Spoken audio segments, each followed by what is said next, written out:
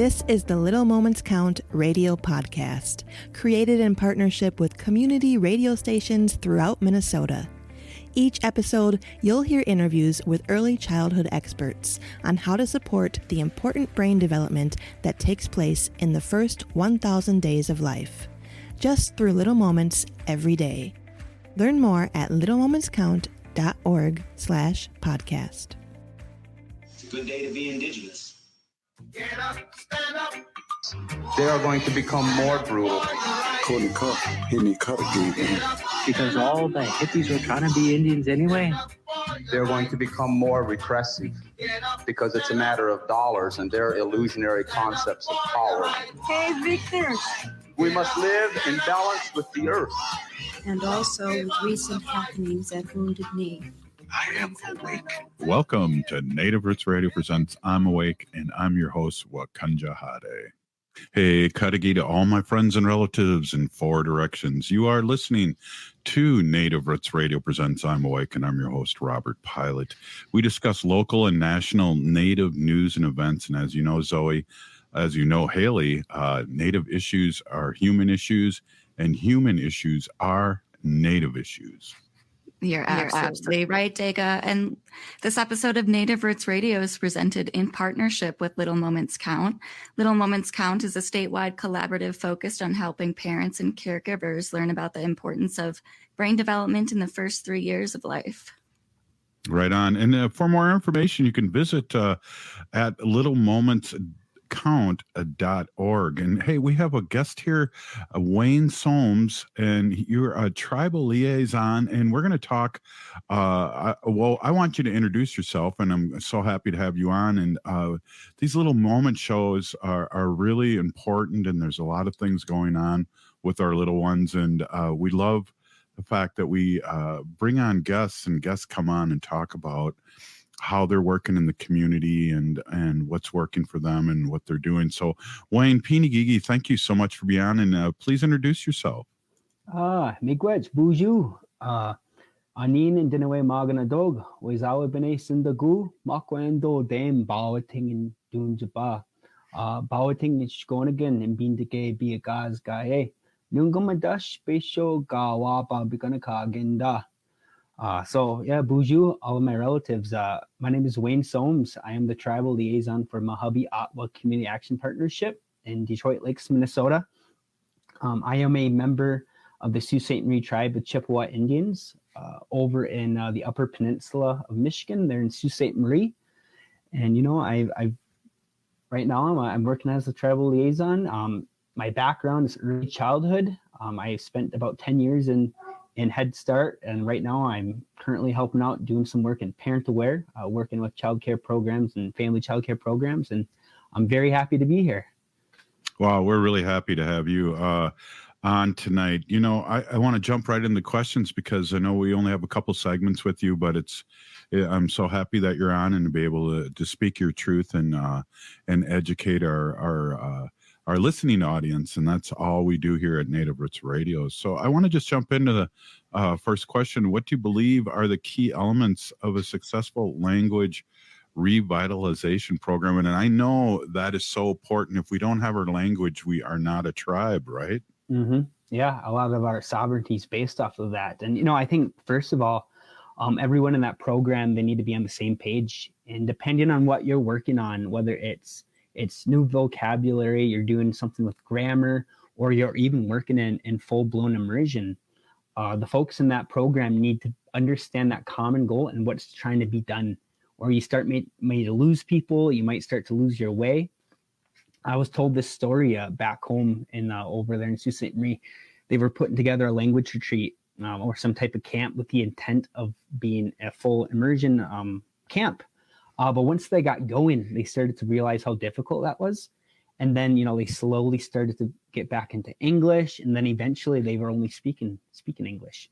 So even maybe trying to scaffold it, you maybe start here, work our way up here, but having that common goal. And something with Anishinaabe Mon, Ojibwe Mon, which are such difficult languages, definitely get those elders involved and those knowledge keepers and those people who grew up protecting the language, speaking the language, and even fluent elders get some, fluent speakers, get some of those fluent speakers involved as well.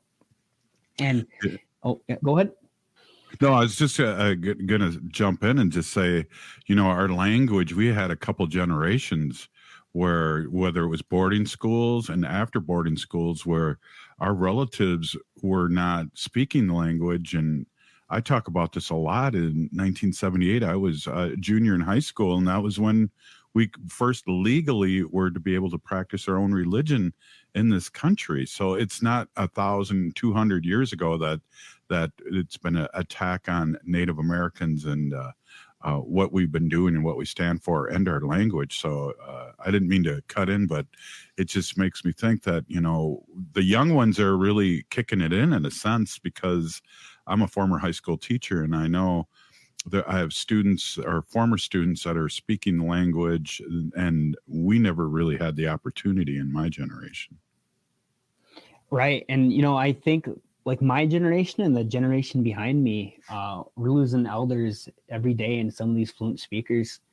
And, having that opportunity to be able to learn from a fluent speaker, just to listen, to talk to them, to ask them questions, that's so invaluable to being able to protect the language and kind of keep it alive and tapping some of their knowledge to try to pass on to that next generation.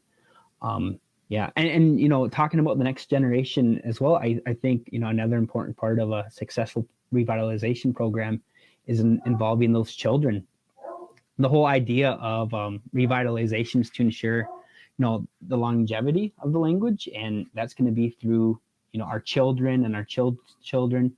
So getting those kids involved as well. And 80% of brain development, happens within the first 1,000 days of a child's life. And if you're speaking that language to them, they're going to make those connections. I try to speak at home with my kids. It's tough for me. It's still something I'm trying to work on. But when I say Oji Mishin to my son, like, oh, give me a kiss, like he doesn't have to think about it. That connection's there, and he doesn't have to translate. He doesn't have to. It's natural for him now. So yeah, getting those kids involved too in these programs is important. Yeah, it is. And what about the parent aware program? I know to have the parents buy-in is really, really important. Tell us a little bit about that, your program that you are kind of spearheading there. How does that work, and how do you make the parents aware? Yeah, so parent aware. I'm a parent aware coach, so I help out family childcare programs. Parent aware helps programs find opportunities to improve their program quality, supports them with the tools and resources they need to exceed, and celebrates the work they're doing to create lives for the children, to create better lives for the children in Minnesota. Childcare programs, they can receive up to $4,000 of grant money to put towards the program. New materials, curriculum materials, toys, anything that's going to improve the quality of their program. But then also families can receive up to $8,500 worth of early learning scholarship money to help pay for their, to help support their children in that program. And then also, higher rates for CCAP, which is based off, income levels, but there's a lot of opportunity there for the provider, the parents. They're in parent aware, and then too, the resources available to the early childcare programs. They get free coaching, they get a professional development advisor. So it's really a great program. Wow, it does sound like a great program. We have one of our regular listeners, or I should say watchers of, we're on Facebook Live and YouTube too. She wants you to say, I guess Ojibwe, give me a kiss again. Do you mind saying that? Yeah. Oji Mishin. Oji Mishin. That's a good one. Yeah. Thank you. I want to get into, and time's flying here in this segment, but I want to get into one of your most memorable experiences, and I want to save that for next segment because we only have a minute left. How do you feel like with your with your, well, we got 30 seconds left here. Time's flying here. But I am here with Wayne Sooms, and we are talking about parent-aware coaching.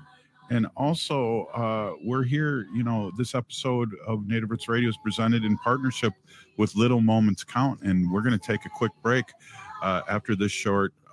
We're going to take a quick break. That's all I have to say. Hey, you're listening to Native Roots Radio presents I'm Awake. Stay with us.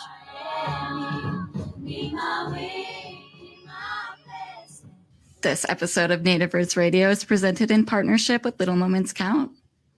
Hey, we're here with Wayne Sooms, and we're talking a little, parent-aware coaching and a little Wayne's background, and talking about the little ones and how important they're to get engaged with our culture, with their culture, and just important things. I want to get right into a quick question here, and I want to ask you what some of the most memorable experiences you had while working with Head Start. I think that's set the plate there, and tell our audience again, welcome back.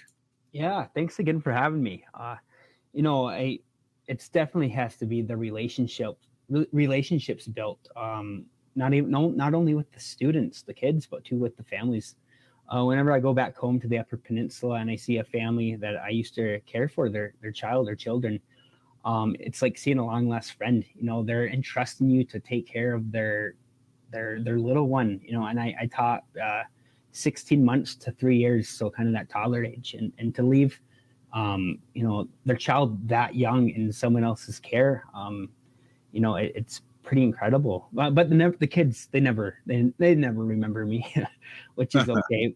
But a couple years ago, last year, I was in a store over in Park Rapids where I was teaching, and saw one of the families I work with, and was catching up with the mom. And the student came over, and the mom told her who I was, and she just stood there and stared at me for about 30 seconds. But then you can kind of see the light bulb click and like a little smile on her face, and she came over for a hug.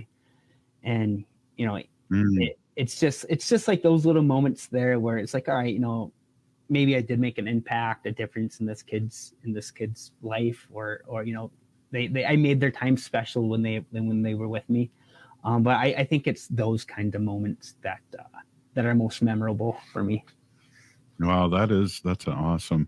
Hey, you're a grandson of a federal Indian board school survivor, and how has that impacted you and your work? And I know it's impacted most Native Americans know somebody a generation away, or 2 generations away, or even closer than that went through boarding school. So how has that impacted your work and who you are?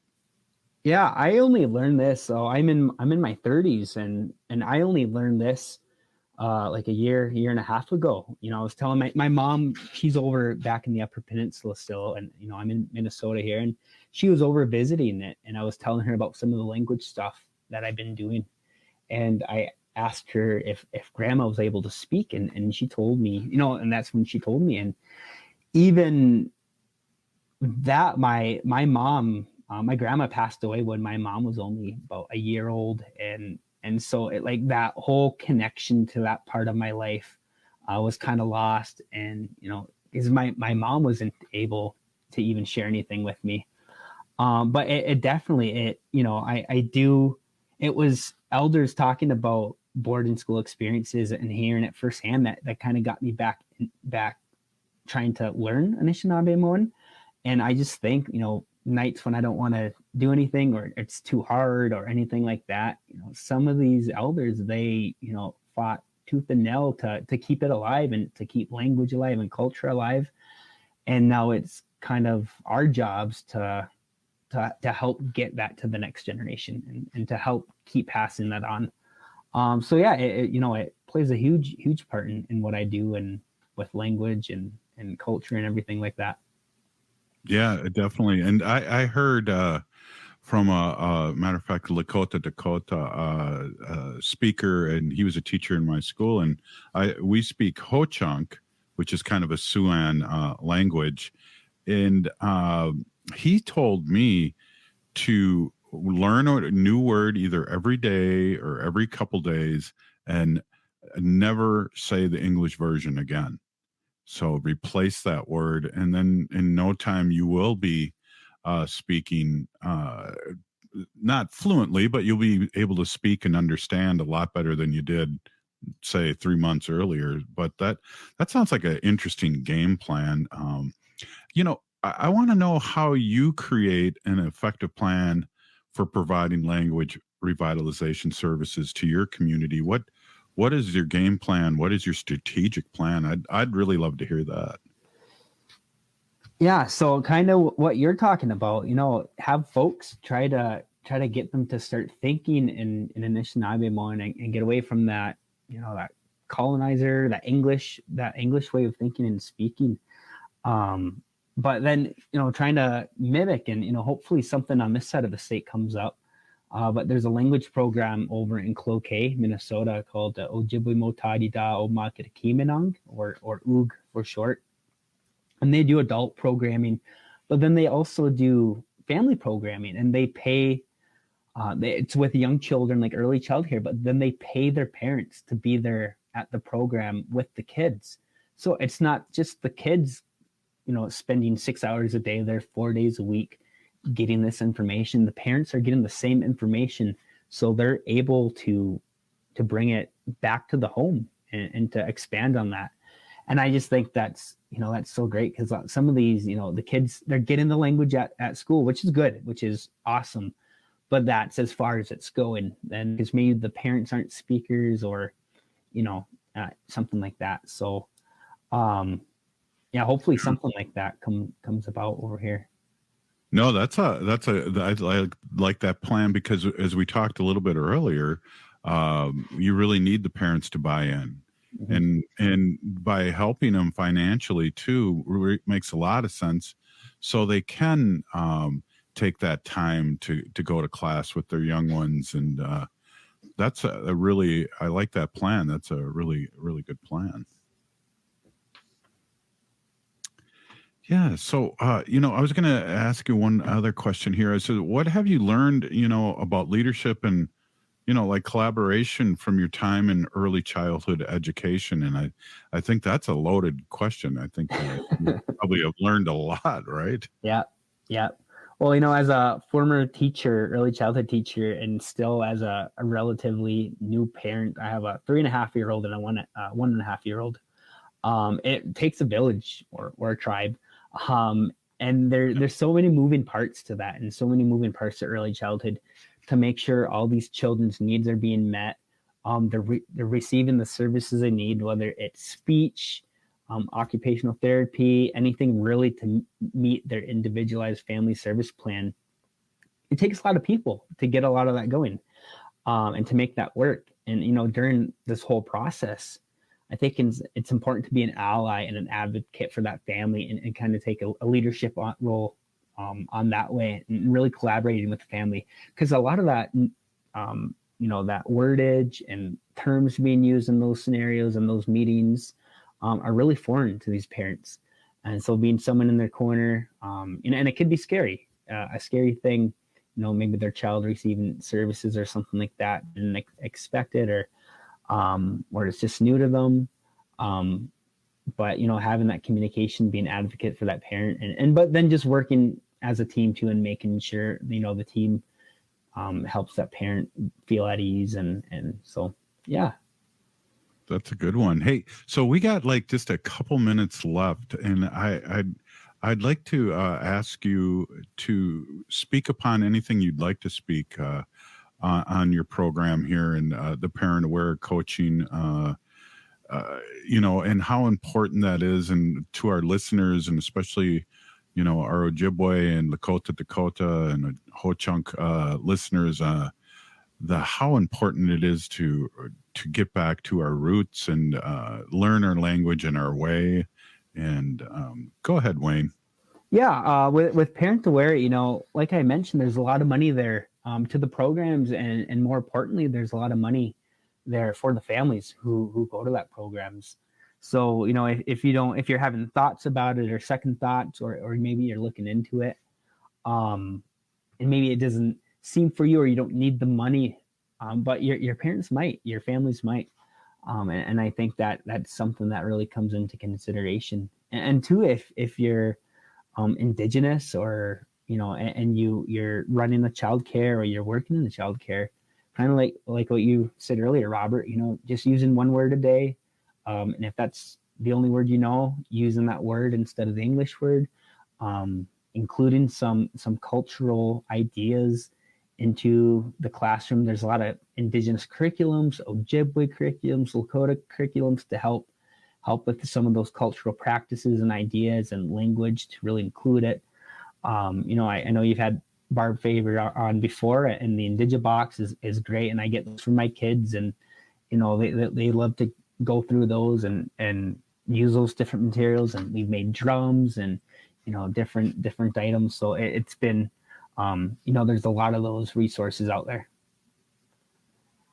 Wow, Wayne, thank you so much for stopping in. Very, very informative. And, I also, not only are you informative, I want to say, keep up the great work, really.